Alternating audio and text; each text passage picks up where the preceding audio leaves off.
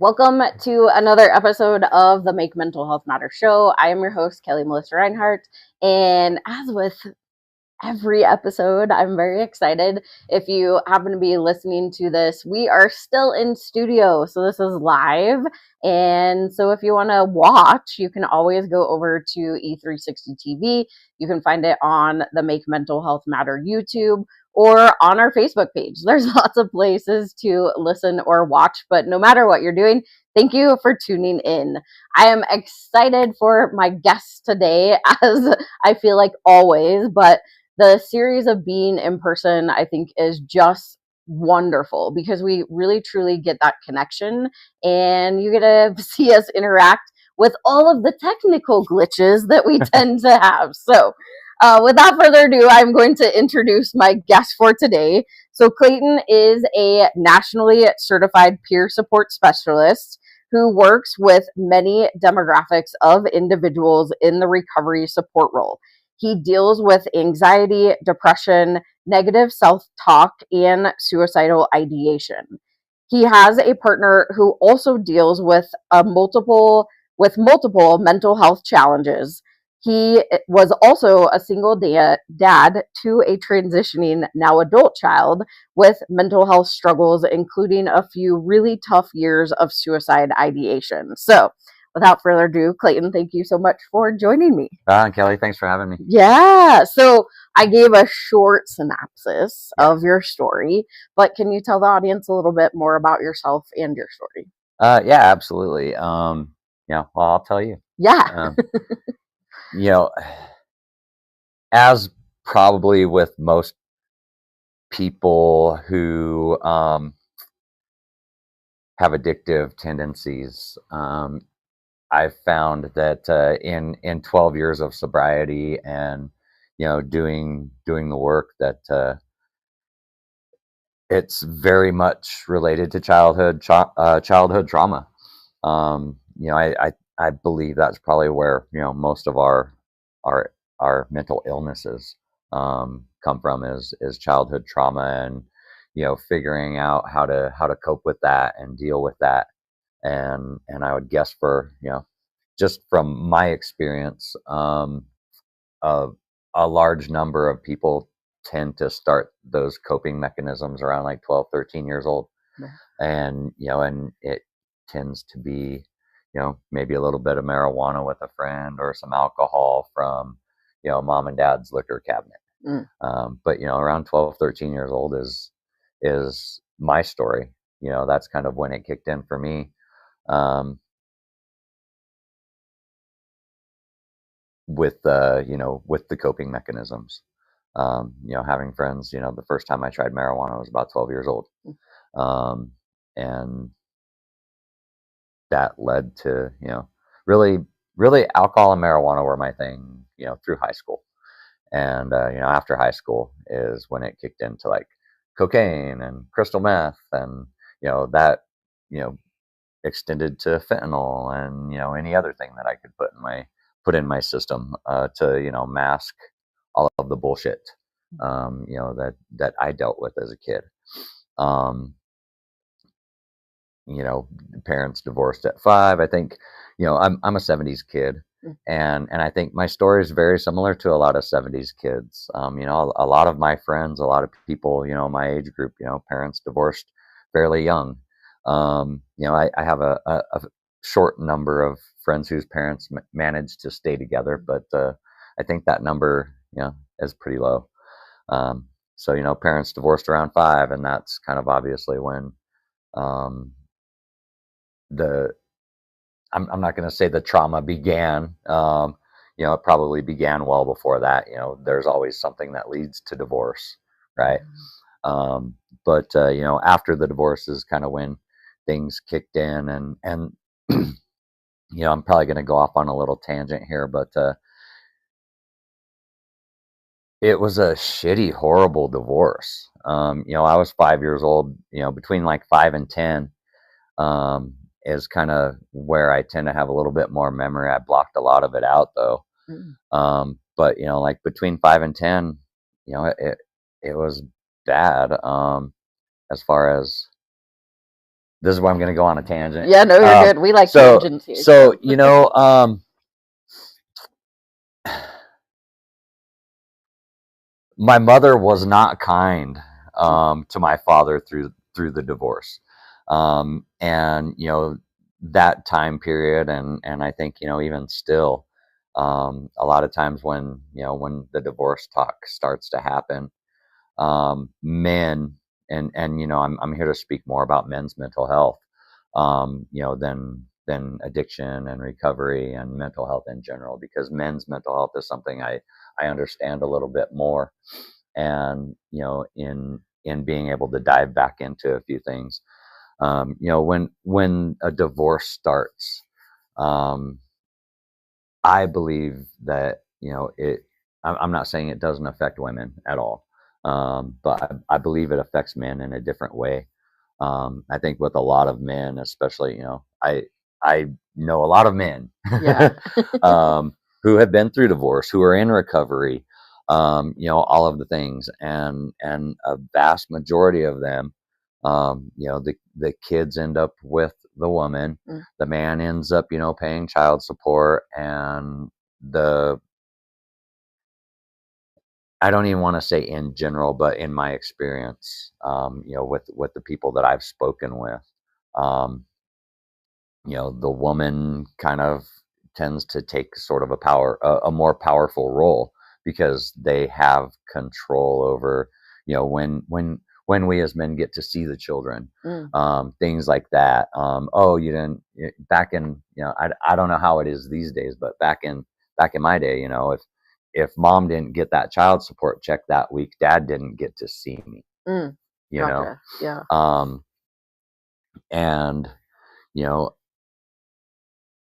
I remember, you know, part of the childhood trauma was just memories of how my mother would speak about my father.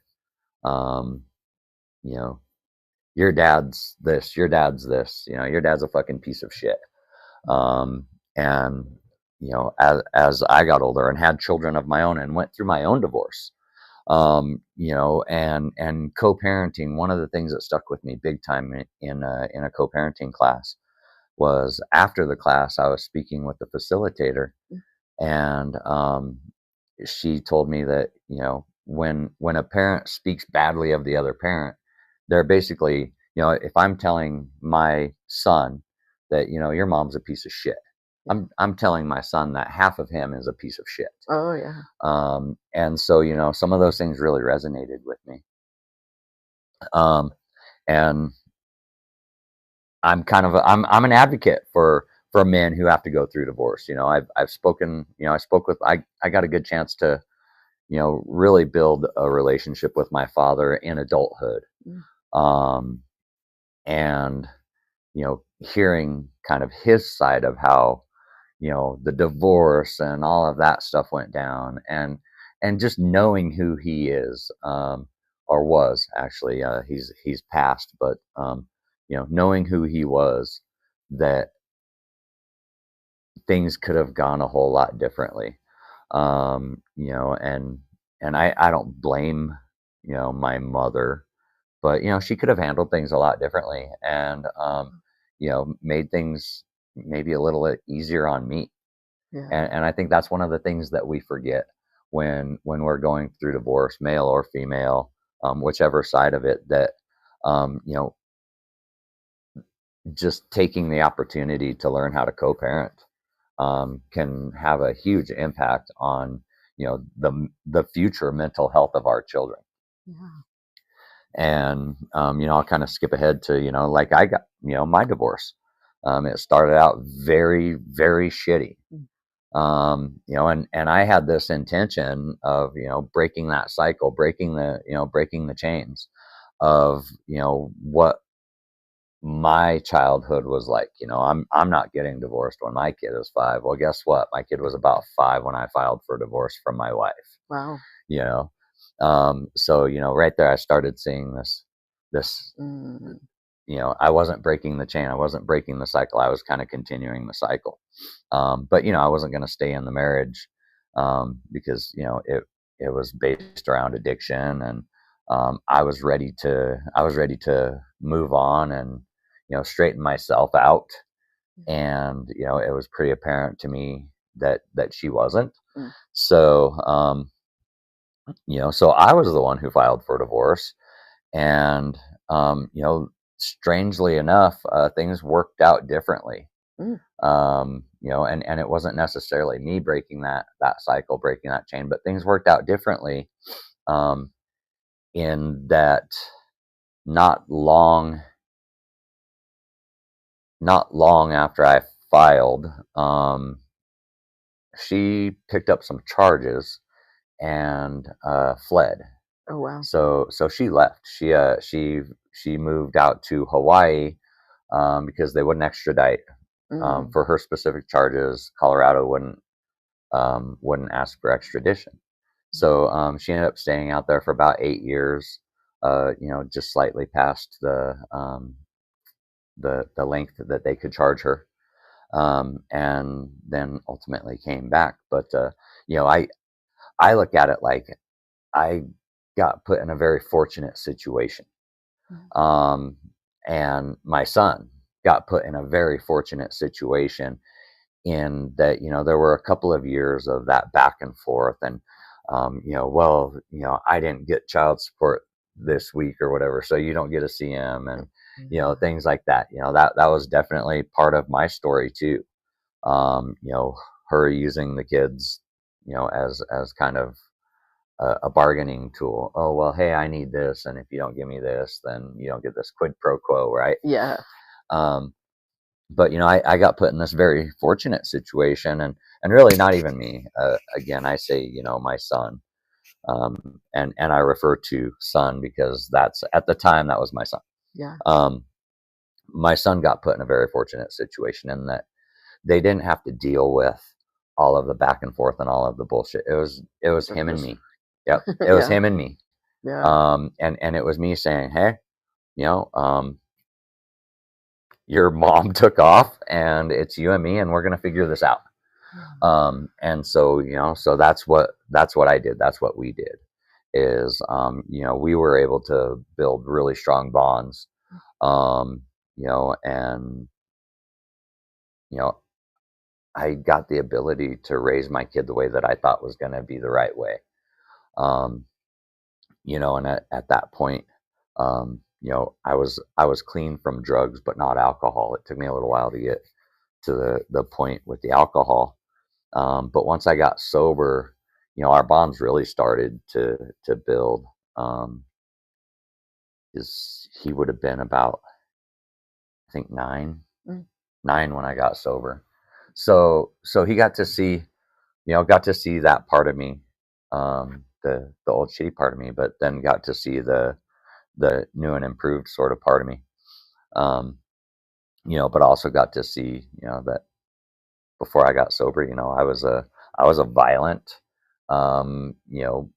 mean, crazy person. And they got to witness some of that. The violence. I never abused my kids, mentally, physically, emotionally, probably emotionally some, because, I was a piece of shit. I was an alcoholic. But, um, being 21 now, we have amazing conversations and we talk, and, I get to retrospect and say, how do you think I raised you? What of your mental health issues, are traumas that you think maybe I brought on you? How can I, at this point in your life, maybe, help to fix some of those things? Yeah. But those are things I've been working on with them, as we live life. So yeah. I love that It's a long train of conversation though. thought. No, that's good. I like when we go in, long trains of thoughts, just because, especially talking about divorce as a trauma, right? Like, I don't think I've had anybody on my guest or anybody on the show as a guest that we've actually talked about divorce as a trauma.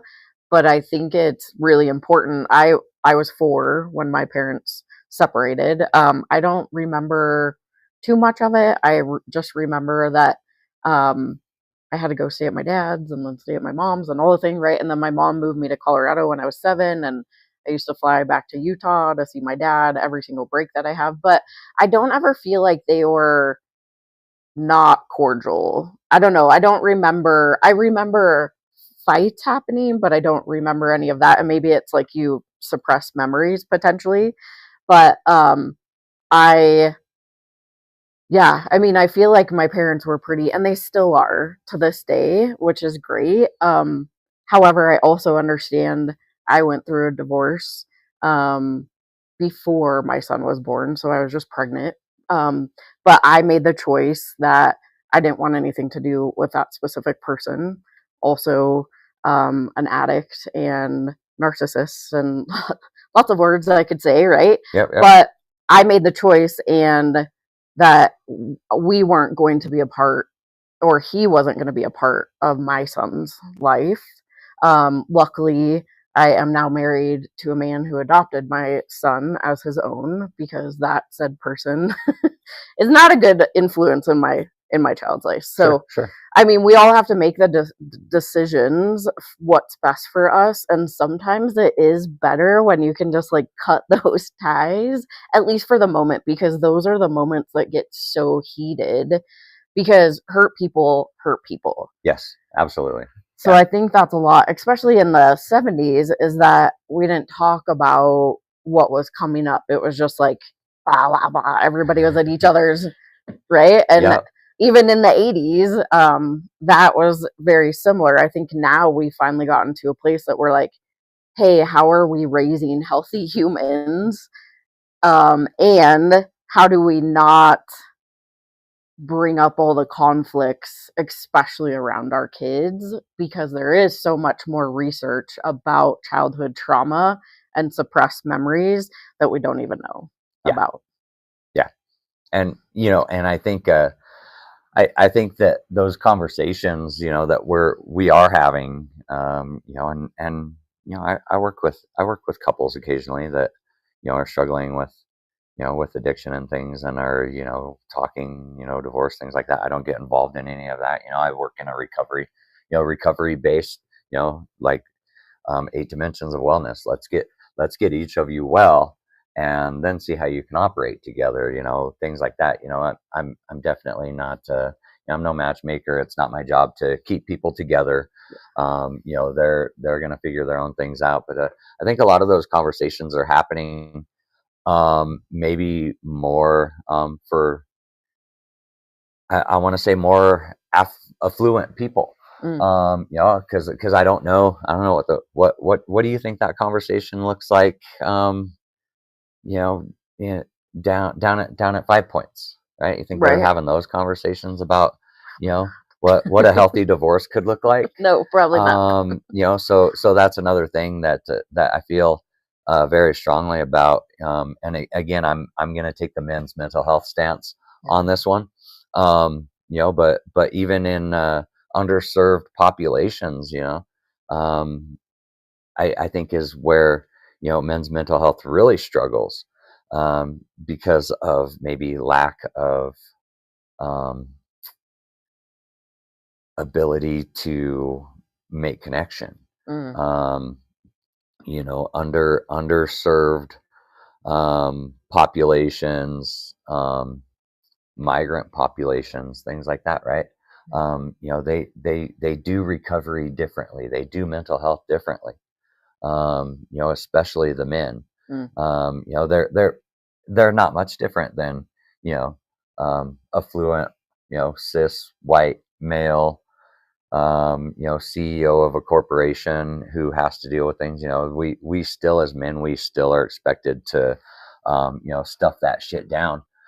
Quit being a bitch, right? That's Get what I was told. Suck it up. Suck be it a up. man. Rub some dirt on it and move on. Right. Yeah. And I think it's still very much that way. My population is breaking out of that. And I'm far from, in that affluent side of things. But, cis white men, cisgendered white men, 49 years old, like me, right? We're breaking out of that. We're breaking those cycles, and we're figuring out that, hey, we can talk to therapists and things, and we can find groups of like-minded men like me. My saving grace was finding a group of like-minded men. I roll around with a lot of alpha males. I ride in a motorcycle club, Sober Souls Motorcycle Club, and those men saved my life. But at the end of the day, it's a bunch of I'm not going to say 49-year-old cis white men, but it's predominantly my looking type of group, right? Yeah. But I found the people that I could jive with, and the people who hold me accountable, people who I could tell some of these men some things that I would only tell a therapist, Yeah. right? But that again, that's like, there's a lot of weight inside here. And that's part of men's mental health is for me to unload everything that the weight that I'm carrying personally would break most people. Yeah. Or at least that's my perception, right? Yeah. Whether it's true or not,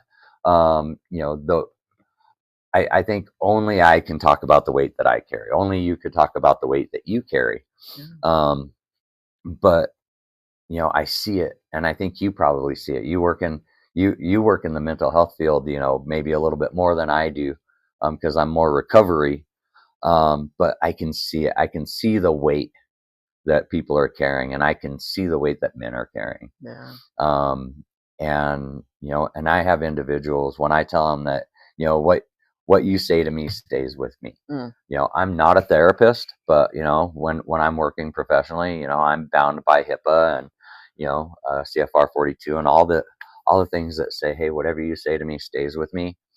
And amazingly, I have even people I work with, right, that I tell them the same thing. Hey, we work professionally together, but what you say to me stays with me. Yeah. And I have men that I work with that are like, man, I'm so glad that I found you.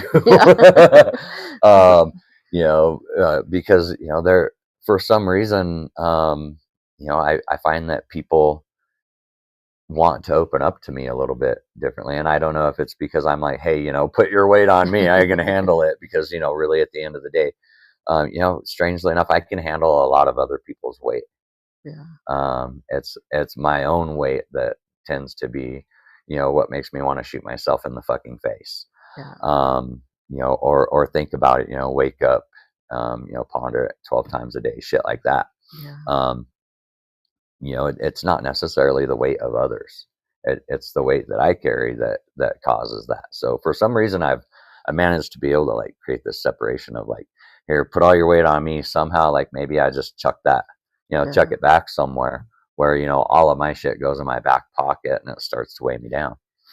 I think it's a really interesting concept, and the reason why I say that, so I do neuro-linguistic programming, or NLP, and I oftentimes hear my mentor's voice in my head. She's like, it's not yours to own, so let it go, right? Like, when we're working with individuals through counseling or therapy or coaching, really coaching more so, she's like, don't take on what they're giving you. Like, you can help and guide and support, but that's not for you to take on, and it's okay to let it go.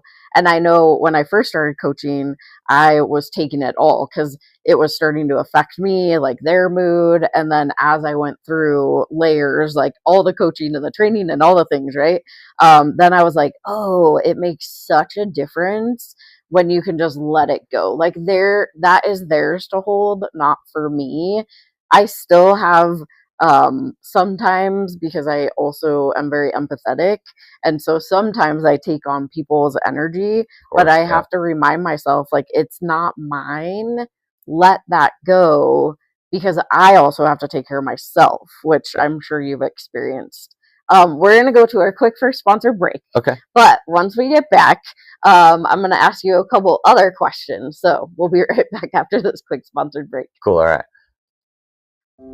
Have you ever felt completely alone? Like your life doesn't matter. One person dies due to suicide every 40 seconds. You are not alone. Call the National Suicide Lifeline at 988. Hope and recovery is possible. 1 in 8 people globally live with a mental disorder. That's why empowering minds saves lives. We need your help. With only $19 a month, you help us save lives through mental health and suicide prevention education.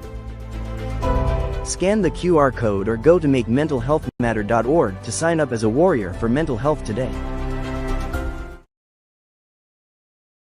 Hi everyone, I am Sinead from Brotherhood. I'm from Johannesburg, South Africa. Please join me in my Power Hour every Sunday, 12 o'clock Pacific Standard Time on E360 TV. Mwah! Hello, this is Steve Ramona with the TV show Together We Serve, Fridays, 2 p.m. Pacific, 5 p.m. Eastern on E360 TV. Together We Serve. And like that, we're back. If you happen to be just joining the Make Mental Health Matter show, thank you so much for tuning in, whether you are listening or watching. But make sure you go back to the beginning of this because you missed a whole bunch of goodness. Clayton and I were talking about the trauma around divorce. And sometimes when we're so young, we don't understand the effects that it has until later in life. And you're like, how did I get from here to here? And you did talk a lot about how even like it was something small, right? Like smoking marijuana. And then it led into so many other things. And I know because I had the pleasure of taking a Narcan and fentanyl awareness class with you. So I know a little bit more of the background of your story, which I think is really fascinating and important to know that when we like step into these things that and fentanyl is such a strong drug that I know that it's in the news a ton and kind of scares the crap out of me, at least with a 9-year-old, right? Yeah. So I'm just curious about like leading into that strong and type of a drug. Would you mind sharing a little bit around that story? Yeah. So like I say, I didn't really start using heavier drugs until, after high school. And it was a pretty quick progression from, cocaine to crystal meth, for me. Probably, within probably 6 months of trying cocaine, and, proceeding to do an absolute shitload of it, because I really liked it. Cocaine, I really liked cocaine. I didn't like the come down. I didn't, there was a lot of it I didn't like, but I really liked cocaine. But then, someone came to me and was like, hey, I found something that's, kind of similar, but a little different. And, you may not have to use as much of it. And, you don't have to go through all these processes of, making crack and all of that stuff. And so, I was introduced to crystal meth and, oh man, I really like that. The speed effect. And, in retrospect, finding out that, I have moderate ADHD, adult ADHD, things like that, it makes a little bit of sense. That would have been a path for me. And really the path to fentanyl, looking back to, the early 2000s. So, I'll tell you, I haven't used hard drugs. I stopped using drugs in 2007. So it's been 17 and a half years. So my fentanyl use was a little bit different, than like current fentanyl use, as far as, it wasn't, some dude outside the 7-Eleven asking me if I wanted some blues.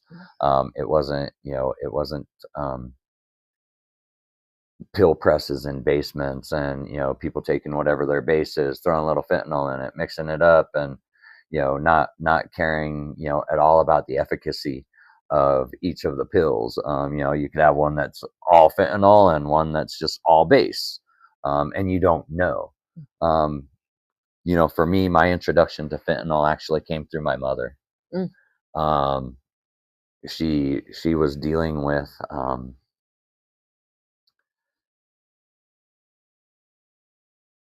she had a nerve disorder called RSD, reflex sympathetic dystrophy.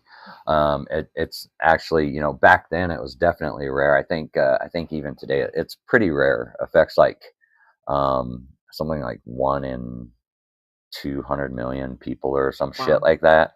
I don't know the exact numbers. I'm not a numbers guy. But it's fairly rare. It's a nerve disorder. It was caused by, cutting her thumb. She cut her thumb, cut a nerve, and then all of a sudden every nerve in her body wanted to fire. So chronic pain. And in the early 2000s, dealing with a chronic pain doctor, well, what are they doing? I think we're seeing some of the benefits of what they were doing right now in, this opioid settlement that, there's a lot of funding going out to help people in recovery right now because of it. But at the end of the day, that's where my fentanyl came from. Was my mother was a chronic pain patient and had a doctor who, was getting kickbacks from the pharmaceutical company, I'm sure.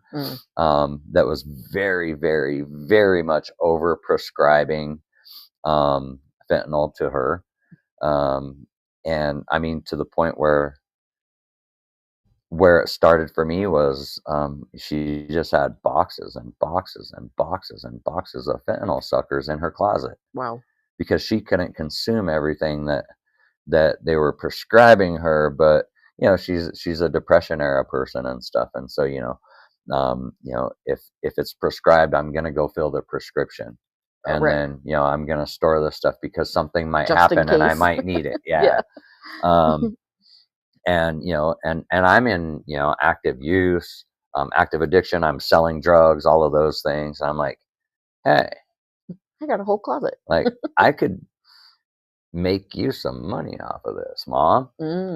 And and so that's basically what I did, was started selling her stock to friends of mine for a lot of money, and returning a lot of that back to her. And so my mom was my drug dealer, even though the whole time, my whole childhood growing up, I said there was some shitty things about my mother for sure. But at the end of the day, she did the best she could, with what she had. She could have done better, but that's all in retrospect. But yeah, I saw my mom drunk one time, and I was actually an adult that time. So in my childhood, my mother never used drugs. I never saw her drinking. Even my father, rarely did I see him drink. He'd make beer stew or something once in a while. He'd go buy a 6-pack, drink, put 4 of them in the beer stew and drink 2, or drink 1, and then 1 would be in the refrigerator for a year. So from that side of things, I never really witnessed that type of thing as a kid, with my parents. But once my mother became a chronic pain patient, things kind of changed. She became very addicted, and ultimately it ended up killing her. She died of liver and kidney failure. Related back to 17 years of fentanyl use. Wow. I think it was close to 17 by the time she had quit. Actually, we got her off of it finally, and she was off of it for about a year before things started to fail for her. But yeah, that's how I got into the fentanyl, was my mother. started using as I was selling, and I'm like, hey, this shit's great. To the point where, I mean, my tolerances were so high that, there were times where I'd take 6 or 8 or 10, like 800 microgram fentanyl suckers, Wow. throw them in my mouth at once. And, and I'd be working, framing houses, Wow. drinking beers, smoking weed, snorting coke, fentanyl sucker in the mouth, and I'm out here building houses and shit, right? Wow. So fentanyl for me was all pharmaceutical. Mm. And it was a different scene. Everybody I was selling to, I didn't have this concern of like, hey, I might kill this person. Right. And I was, I kept my circle small for that stuff. It was, the same, like 3 people.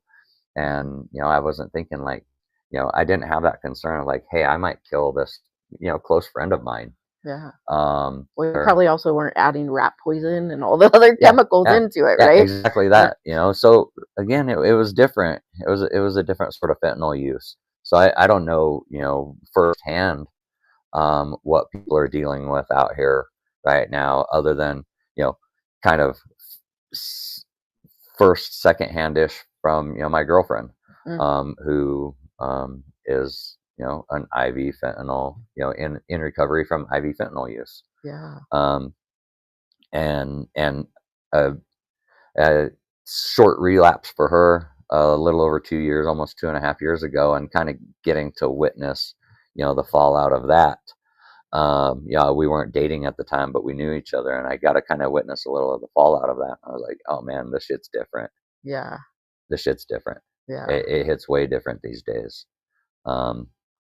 So, that's kind of that progression for me, and it was over, a period of time. It was about summer of 1993, when I started using cocaine, and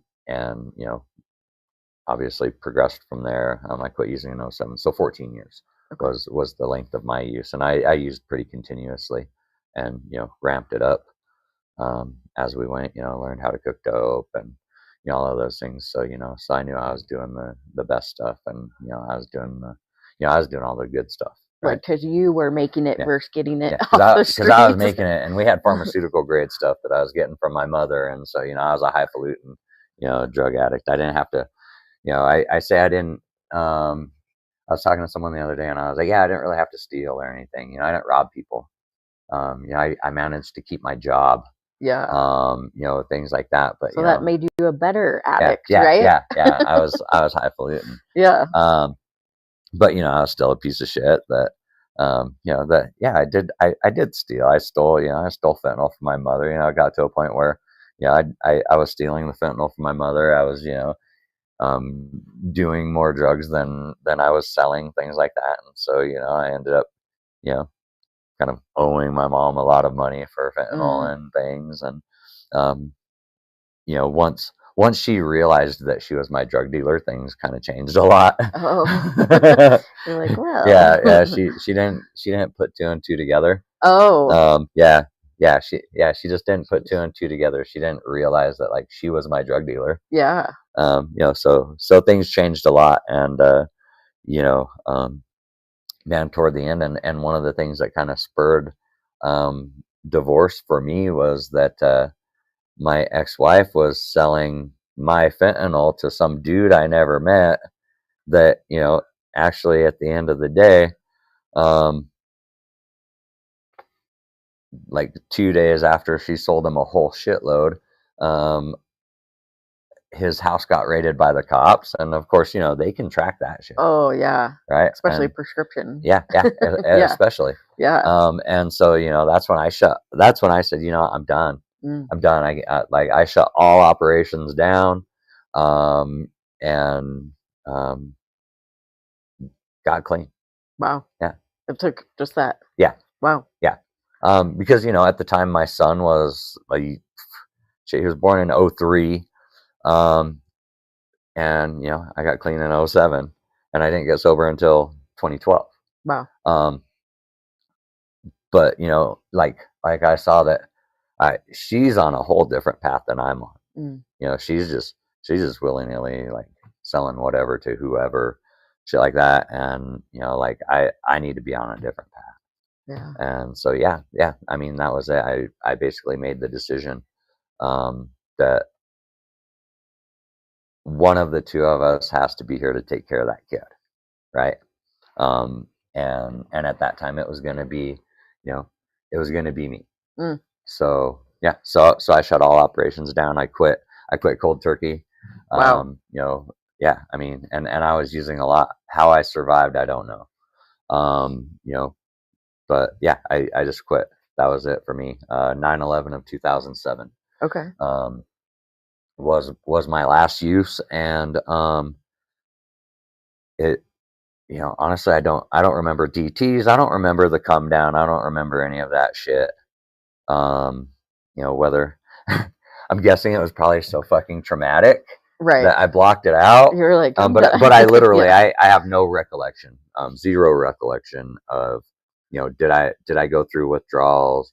You know, my memory tells me that, you know, I quit and I just worked through it. Mm. You know, maybe your brain was just like, okay, we're done, and you just went on to the next thing. Yeah. Potentially. Yeah. But something there was something there.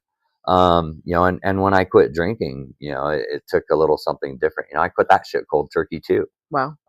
I've never been to treatment, never been to sober living.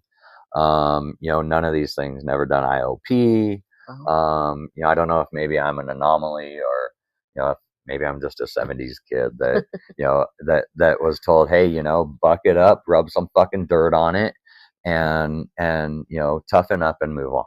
Yeah. Right. And so I think that's probably, you know, probably just what I did, was said, hey, you know what, I'm done. You know, work through it, deal with it, and move on. I've had I've had another guest that she, very similar, was like, I was in this relationship and it was all centered around drugs and alcohol. And she's like, one day I just woke up and I was done. She's like, same as that. She didn't go into a facility or anything. It was just like that day she made the decision. One, she was going to walk away, kind of like you were talking about. And then two, she was done doing the drugs, and she had support from her family, which ultimately helped her. But I think our brain just like, has that on and off switch. I've heard it so many times, and I'm like, how do I get to the switch? Right? Yeah. Like, where the fuck is the switch? Yeah, because like, I don't even know. Yeah. You know? Yeah, I'm like, I'm done. Yeah. We're gonna go to our quick last sponsored break. All But right. once we get back, I have another question that I was pondering that we'll chat about. So Ooh, let's do questions. Yeah. We'll be right back after this quick sponsored break. 1,917 people die daily from suicide globally. I lost my middle sister, Carrie, to a completed suicide on February 20th, 2017. How does Kelli, host of the Make Mental Health Matter show, impact lives? Number 1. Awareness. My story, however, it isn't unique. I am a domestic violence survivor and a recovering addict. For 14 years, I was in active addiction. And because of Kelli and the work that she does and the opportunity to have my voice heard, I was able to stay clean and sober and have hit a year. I'm still here. And if it wasn't for Kelli answering my call the day that I thought I was going to take my life. 2. Conversation. I'm curious, and I know that I've heard a lot in the BIPOC community, it is very hush-hush. It's like one of those things that you don't talk about. Like, you literally feel like it's not a conversation you can have. So can you talk a little bit more about that? First, shout out to Kelli, because I'm glad that she asked the question.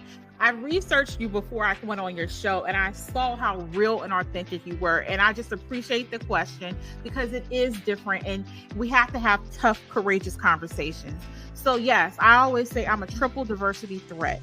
I'm a Black woman with multiple disabilities. Now, I'm not really a threat, but to other people, I may be, because people fear the unknown and what they're uncomfortable with. Number 3. Education. Kelli's passionate commitment to mental health awareness is a beautiful thing. It's clear in her social media posts, it's clear in the resources that she puts together, in the activities that she provides, her collaboration with organizations, and the consistent way that she continues to deliver a message encouraging people to understand that they can share openly and to break the stigma around mental health. Kelli's topics cover children and adults, talk about things that we can do as a community, things that we can do individually, and her website is packed with information and resources and all kinds of contacts that you can use to reach out, whether you're dealing with something yourself or you're looking to help somebody else who is struggling. I encourage you to check it out. 1,917 people die daily. And like that, we're back. All right. Thank you for just joining the Make Mental Health Matter if you happen to be, or you might be continuing to watch. So if you happen to miss the first part of this, make sure you go back. But before we went to the break, we were chatting really about the drug use and how it led into fentanyl and your mom actually being your dealer, but it was hospital grade fentanyl. I never had known till I took that class with you that there were fentanyl pops and patches that used to be prescribed to people for pain, which I'm sure they still do. But my husband had gone into the hospital and they still use fentanyl. And he's like, well, what's the difference between that and the street? So I know there's a lot of misconception around fentanyl. Then we can even go into carfentanil. But what I want to wrap this part up is, if you're curious and you want to learn more information, whether it be about fentanyl, using Narcan, make sure we'll talk about how you can find Clayton. We also, with Make Mental Health Matter, do a fentanyl awareness Narcan training. Thanks to you for training us. So if you want to take a class, you could even learn about Clayton's story potentially too. Potentially. Yeah. Potentially. I was just lucky enough, and I don't know, I say lucky enough because I was in a class with several people that are in recovery, including your girlfriend, who she talked a lot about her use with fentanyl. And so I learned a ton that day. I forgot you knew that story. Yes. Okay. So, but it's a good understanding of where we're at in society and what the difference is, right? Street versus hospital, all the things. Yeah. But and I appreciate you sharing your whole story, really talking about men's mental health and talking about trauma with having parents that were divorced, and then the same that you went through, and making that decision and that switch that you're I'm done. I need to change my life for myself, for my son who has now transitioned. And I wanted to kind of wrap back because I know you talked about Sober Souls. And I also was lucky enough to meet several of them because we did several community events at Free. And they happened to be coming in the same night we were. Okay. So motorcycle group that you have men in this group that are all sober or in the sober recovery community. And you just have this pact. And so the question that's coming out of this is how important is it to have a community like that? Oh, I mean, I think it's number one. Connection, addiction, right? Mm-hmm. Polar opposites, right? If I can get connected, I can get unaddicted, because no. So for me, man, I get goosebumps thinking about the impact that meeting those men has had on my life. It started off pretty simply. For me, I saw a couple guys just pounding down I-25 through downtown Denver on their bikes, and they came screaming by. I caught a glimpse of their patch. I was maybe a year and a half or so sober, and I was like, hey, these guys, oh, okay. Just kind of crossed my mind, didn't do much with it. And then a Facebook thread. 10-year-old kid. My kid was about 10 at the time. 10-year-old kid up in Longmont, Colorado, attempted suicide, like a solid attempt. Oh wow. I mean, not just scratching the back of their arm with a pair of scissors type thing. It was a solid attempt at suicide because they were being bullied in school. And the mother was reaching out for maybe someone to help to escort her kid to school. Oh, wow. And this guy named Big Mike from Sober Souls chimed in and was like, "I'll take your kid to school." Nice. and so I saw that and I chimed in and I was like, "I'll join you." Yeah. And so he hit me up and he was like, "You sober?" "Yep." "Ride motorcycles?" "I do." "Do you have a motorcycle?" "Yeah, I sure do." "Hey, come to this meeting." So for me it was a first any fucking A meeting, Sober Souls any fucking A meeting on a Tuesday night. Which is probably where you met them, was a Tuesday night at their Any Fucking A meeting. Yep. They now at Free. This was at and I'm gonna throw some names out. Mary's Hope. Hey Mary. This was at Mary's Hope. It was November 24th of 2015. I can tell you exactly because that's the impact that it had on me. And it was my now brother Chainsaw's, probably his 8th sobriety. This one I don't remember, but probably his 8th sobriety birthday. And those guys just kind of welcomed me, and from there, I was hooked. I stood up, I started hanging around. We're a traditional motorcycle club. I'm the National Sergeant at Arms for Sober Souls MC now. I've been with them about 10 years. Wow. Coming up on 10.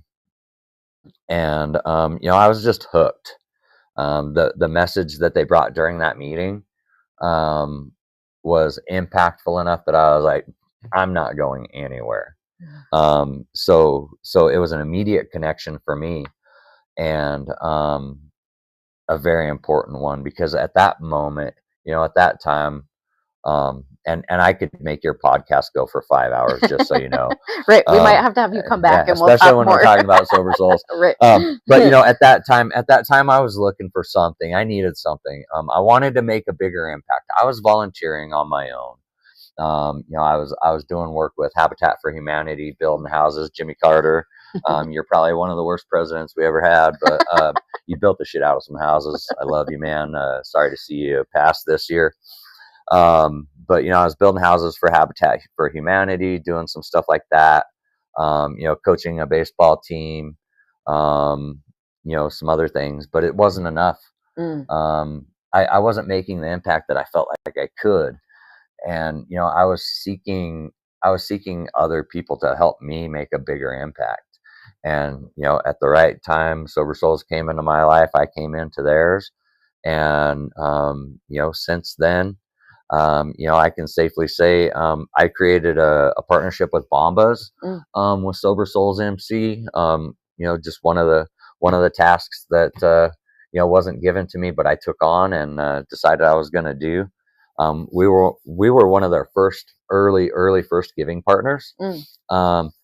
And I did some calculations recently. We've given out over $1 million worth of Bomba socks. Wow. I want to say somewhere near 75,000 pairs. Okay. Something like that. Wow. To the unhoused community, the recovery community in and around the Denver area. And that's what I needed right there. That's what I needed.